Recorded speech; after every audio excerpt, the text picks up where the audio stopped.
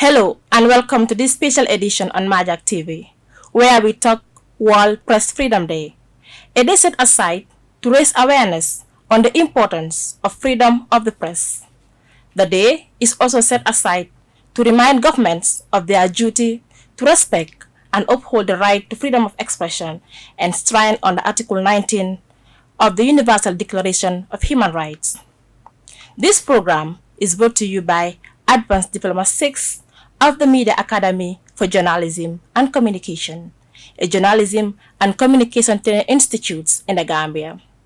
In this edition, we will talk to three trainers of MAJaC: Barrister Mohamed Dur, a media law and ethics trainer, Banna Sabali and Mustafa Sise, both of whom are journalism trainers at MAJaC.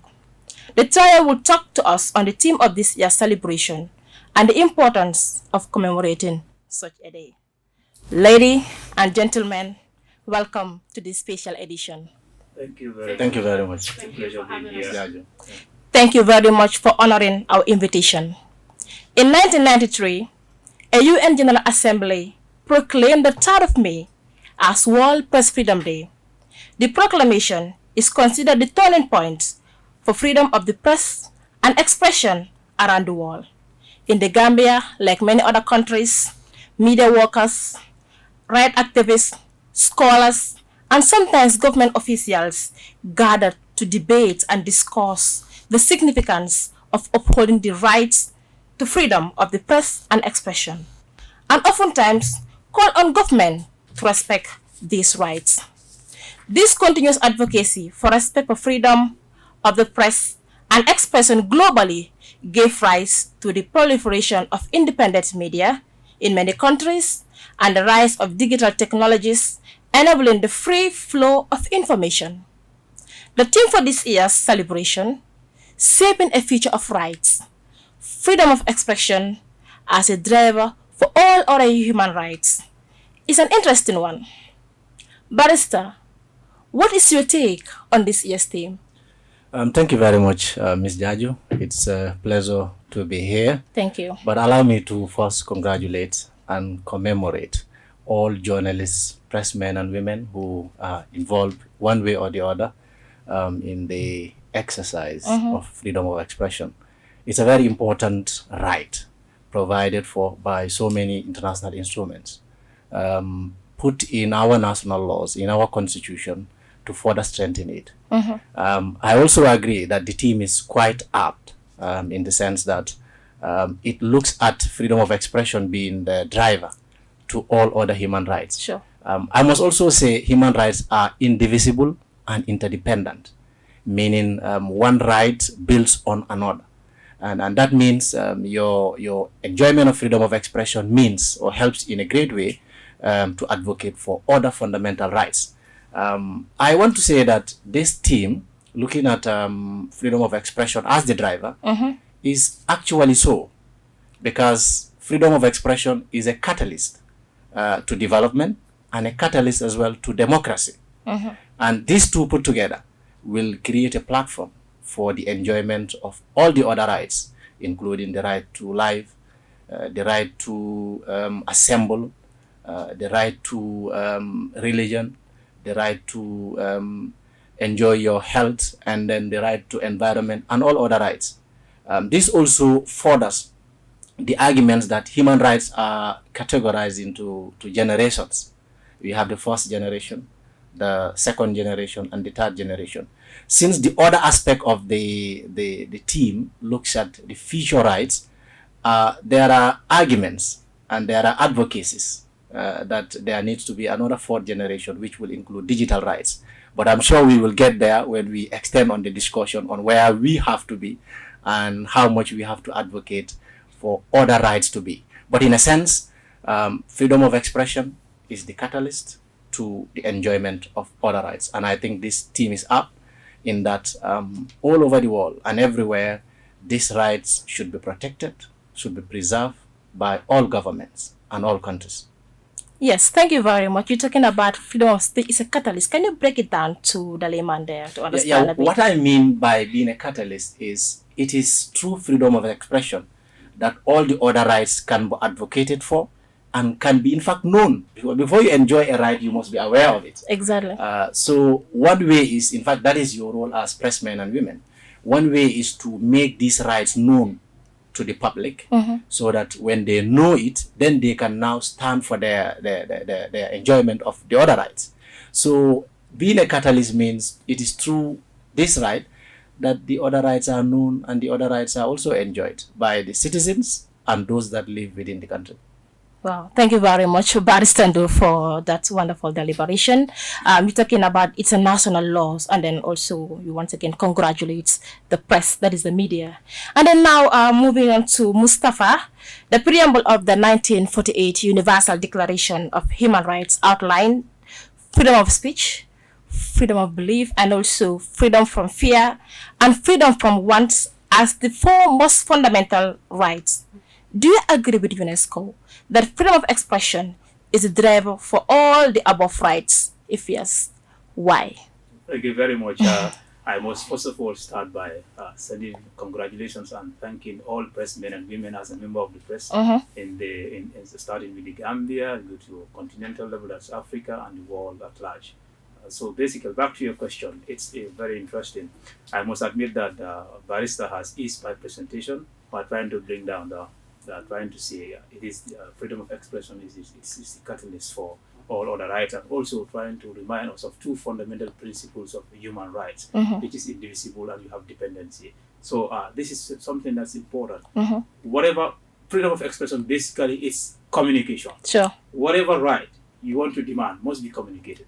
Let's say, for example, right to privacy. Someone has breached your privacy, has bring into public domain what you feel is supposed not to be there. If you have to complain against it, it has to be either you have to either use symbol to communicate, or you have to use sign to communicate, or you have to use word. So this is a form of communication, and that is under the right of freedom of the press, or that is freedom of expression. So once you express, you're actually communicating, and there is no other right that you can demand without expressing it, either in words, in symbols, or in letters. So basically, I totally agree. If there is more word to say agree, I better agree or much more agree that freedom of expression or the right to expression is the bedrock. I will not use catalyst. Let me use the bedrock for all rights. This is the right that you use to demand all other rights or to manifest all other rights. Without it, there wouldn't be any right.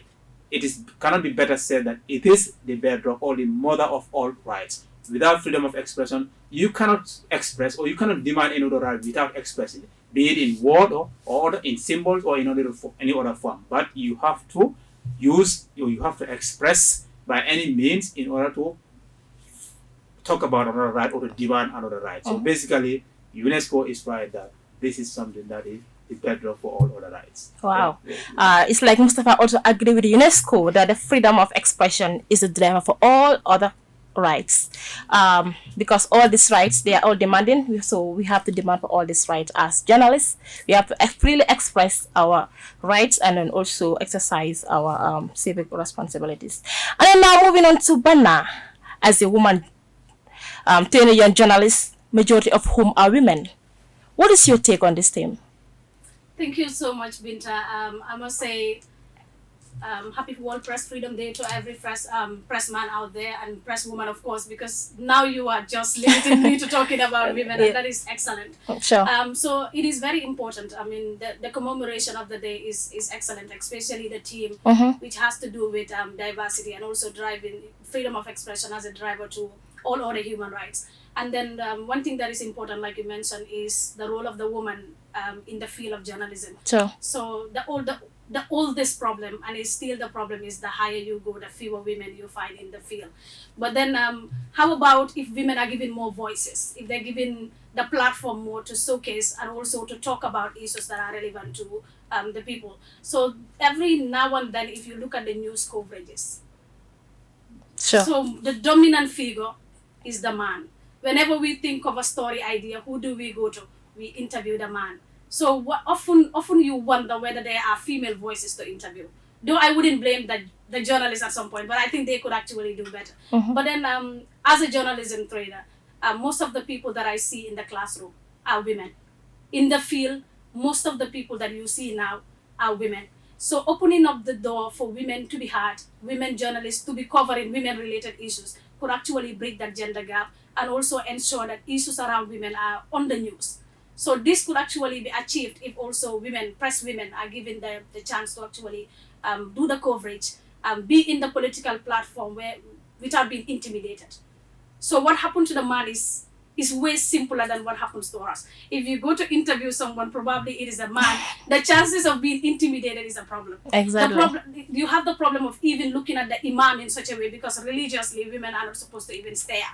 Yeah, so I think having that space for women to freely also express their opinion, freely do their work, could actually be a driver to all other these rights. The right to actually freely express yourself, which is a fundamental human right as per the laws of our land, right? So I think it is very important, and women wouldn't be left behind. I also encourage press women to just move out there and grab the stories, grab more female stories, but also be bold enough to cover the stories like the men would do.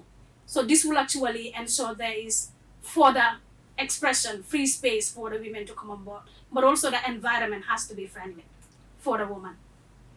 Exactly. You're talking about the environment has to be friendly for the women, because men, we haven't seen a lot of stories about men, Yeah.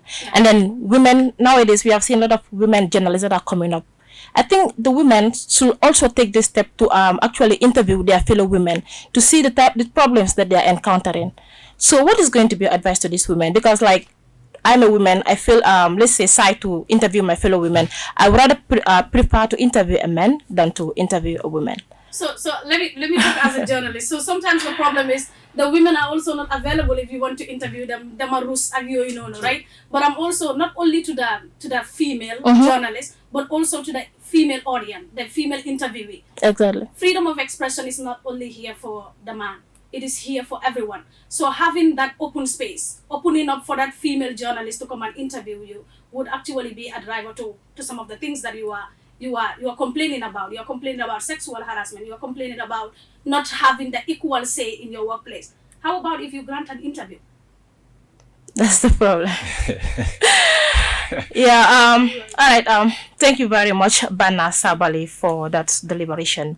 You are reminded that you are watching a special edition on World Press Freedom Day, where we look closely on this year's theme, shaping a future of rights, freedom of expression as the driver for all other human rights, on MAJaC TV, and I'm your host, Binta Jaju.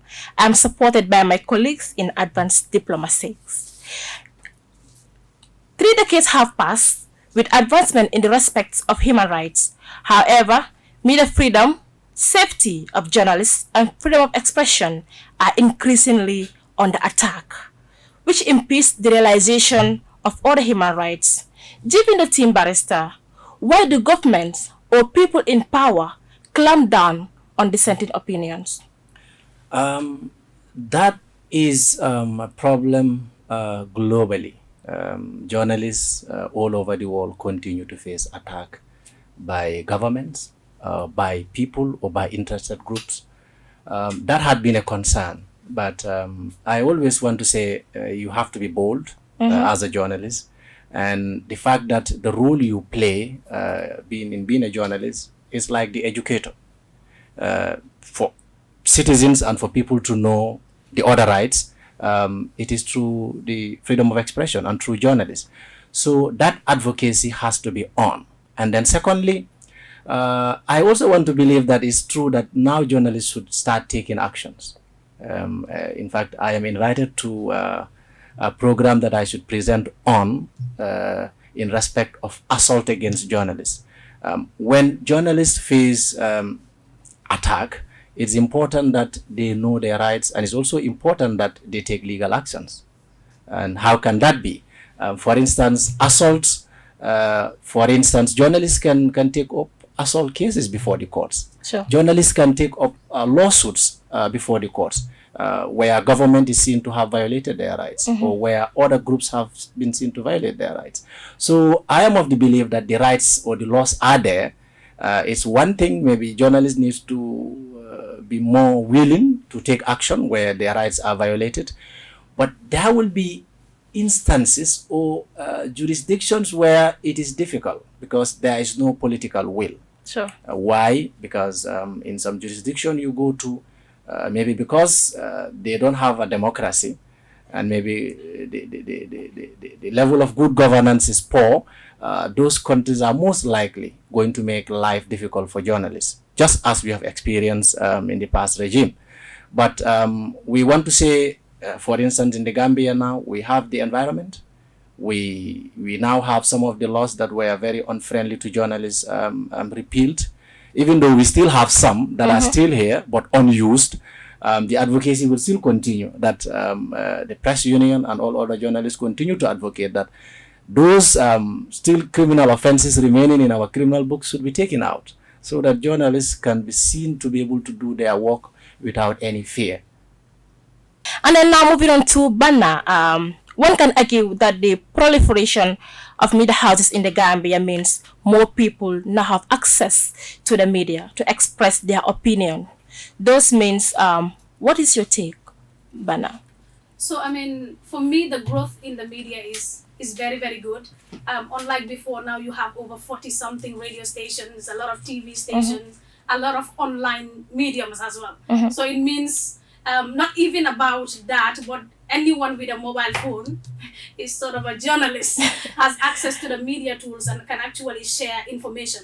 That's a growth in terms of the freedom of expression that we have. But also the proliferation of the media houses also give us access to actually give voices to a lot of people.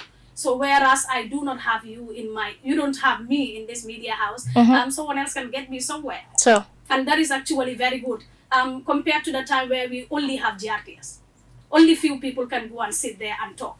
Probably only the same people get to go to GRTS and talk. But now that you have a lot of media houses, a lot of people get to share their opinions. A lot of people also take part in terms of key decision making in this country. Like the issue of MAJaC nowadays, everyone is talking. So you can see people calling and texting and also sharing their opinion. I think it is a very, very good idea that the government has opened up the space unlike before. And that is actually helping out in terms of the way the journalist is doing their work, seemingly without fear. But because we have seen some media houses few months or years ago where, shut down because of some of the things that they were saying. But that also brings me to the issue of responsibility. Where right is given, it comes with responsibility. Yeah, so you are allowed to freely do this. You are allowed to operate media houses, but then you should know not anyone can be given the microphone to talk. Like whoever that you bring into your radio station, it is your responsibility to make sure that the person one doesn't share free hate speech. Now we know hate speech is becoming a problem in this country, not only in this country but globally. And then you look at the issue of fake news. Because you are a show host doesn't mean that you can come with anything and everything just for the sake of having a radio talk show. Yeah. So it is good in one way. In another way, it could be really, really scary. That is if the show host or the journalist doesn't know what you're supposed to do. So that is why MAJaC is very important. Yeah. At least some people get to come here, despite the fact that it is so tense before you get access to be a student here. Exactly. You can give it a shot. Yeah. So if you are trained, you are able to know the do's and the don'ts. You are taught media laws and ethics. You are taught what to do and not to do. So yeah, the proliferation is good. Diversity, people get to share their opinions, but also it comes with responsibility. And on this day, what I will say is, be careful of the responsibilities. If building up on what she has just said is very key. Exactly. And that my angle around that will be impact. Yes. There may be the proliferation of media houses from certain number to a bigger number, but how much impact are they to society? I always ask, you are a media house, how much impactful are you to society? I think this is a question that journalists would always be asking themselves. Your role is not just limited to being there and then having the microphone or having access to the people, but also putting out stories that will change the lives or impact the lives of the people. I think that is one advocacy that we should do in the Gambia. And now moving on to Mustafa, the change of government has not still brought the desired improvements in the safety environment because journalists are still being physically or verbally assaulted by the police and political activists, as more than 15 cases of physical attacks were recorded by the GPU in 2017 and 2021. What do you think is responsible for such callous acts? Right, interesting enough. So I think I best fit in this case because I serve as editor of probably one of the most biggest online platforms in Gambia for the past 2 years. I was a student leader, and then some of our students were also involved in situations like that, and now I am a trainer. So the recent might not be. I wouldn't want to speculate what causes it, but I'll rather take it in this format. This is an entire failure, I call it, by the system that's supposed to protect journalists. Let's put aside the journalism profession, the title aside. These are citizens, even if they are not citizens in this country, but it is the obligation of the government under who they are living to protect them. And this protection doesn't only stop at having security at the borders, but it has to go down, it has to have impact on them. When they are doing their work, so long they are doing their work within the ambit of the law, there shouldn't be any form of destruction, intimidation, or unlawful conduct against them. Whereas it occurs, the government or anybody, or let's say whereas it occurs, if it has a civil component, then the journalist himself can do it. But if it has a criminal component, that is the responsibility of the government to take it up. Unfortunately, we have not heard any of that or seen any of that from the 15 cases and counting of assault against journalists in this country, where the government has taken up the initiative to prosecute the violators of all these assaulters of these journalists. And interesting enough, most of these people are supporters of political parties, and these political parties are in twofold. You have the opposition and you have the ruling party. So you have the ruling party. Recently, the recent attack that I could fully remember was perpetrated by a parliamentary officer. This is said to be an orderly, or let's say a bodyguard to a minister. And a bodyguard to a minister is perpetrated this against a practitioner of a particular online platform in this country, and he does it, or he did it on behalf of the government.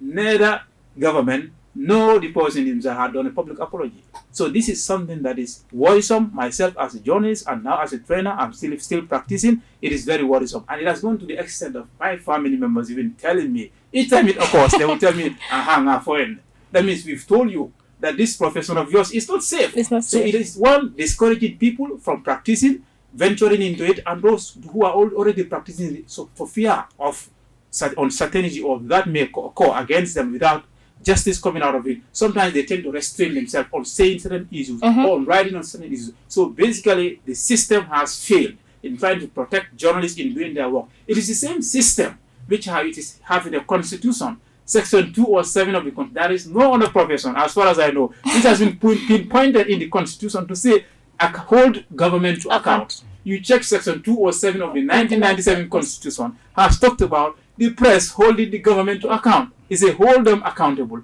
And you go to Section 208, talks about the government on media. So you see, the media is very important. The players in the media are not enemies. You've asked a question, why? Yes, the question is why. Yeah. Why do journalists get attacked when they are trying to enlighten? Basically, governments don't want citizens to be enlightened. Let me give you, for example, I as a trainer, radio production trainer at MAJaC here, if students know everything, responsible or everything, or every law in this MAJaC, if I should enlighten them, the slightest chance I go against them, they will call my attention to that. I will prefer that as an academic. But governments don't like that. Governments want to, where possible, want to infringe on the rights of citizens and go scot-free. This is where the media comes in. For example, if a journalist has been attacked in line of duty, we see it as an affront, not only to the journalist, but for free speech. Free speech is not a right for only journalists. This is a right for the government. Exactly. Because when they talk in their offices. Who relay the message to the public? It is us who do it. Even at family level, free speech is practiced at family level. When we have family gatherings, everybody is asked of his or her opinion on a particular family matter. So if this is endangered by the government, it has a trickle-down effect down to the family level. At the end of the day, you might not have people talk. And remember, if there is a society without the media, that society is a dark society. It's a dark society. And the darkness will lead to underdevelopment because you will not know your responsibilities. If you don't know what is expected of you as a citizen, you cannot perform it. And if you fail to perform it, who should benefit from it will not benefit. And that dates back to underdevelopment. So this is my take on the question. So it's like the system has failed the Gambian people. That is the press. And then, yeah. But it's better you have something on If the this. system fails, then journalists and advocates of freedom of expression have to up their games. And how do we up our game is by taking actions. Absolutely. The courts are not for government. The courts are not for the minister or the president. The courts are for the people. So if the government is not doing what it is supposed to do, journalists or advocates of freedom of expression can take actions before the courts. The courts are independent, and the court deals with cases as they come to them. If a particular journalist, for instance, is assaulted, he has evidence of the assault. He can come before the courts and then file a case. And then at the end of the day, justice will be done. And in this way, we can end impunity. And we can also end repeated actions of such. Because once an action is taken, it sets the example. Whether to government or to opposition or to all others who intend or who are about to violate the rights of journalists, they will now think a second thought. Yeah, so I'm afraid if I do anything else, this particular journalist will go to court. Finally, what should the Gambia government do to ensure freedom of expression is the cornerstone of growth and development? Just to add a few words on that issue. I think the ethics of journalism has clearly defined how journalists and how media houses should work to avoid being associated or being labeled as being sympathetic to one group or one political party. If your stories are impartial and if you give opportunities to all sides of the story, then it makes your work impartial. It also makes your work in line with the dictates of the ethics of the profession. And in that way, I want to believe the public will have confidence and trust that you are seen to be very impartial. And to your question as to what the government should do, one recommendation is to have the remaining criminal speech-related offenses decriminalized. We still have sedition. If you make statements that excite dissatisfaction, ill feeling against the president or the administration of justice, could be seditious. We still have that present. We also have false news. When you publish news that is considered to be false, it's still criminal. We still have publication of false news with intent to cause fear and alarm. It's still criminal. So I am saying there should be a position to decriminalize these offenses. And government should also be willing to be more receptive to media criticism and the work of journalists. I think they should not be seen as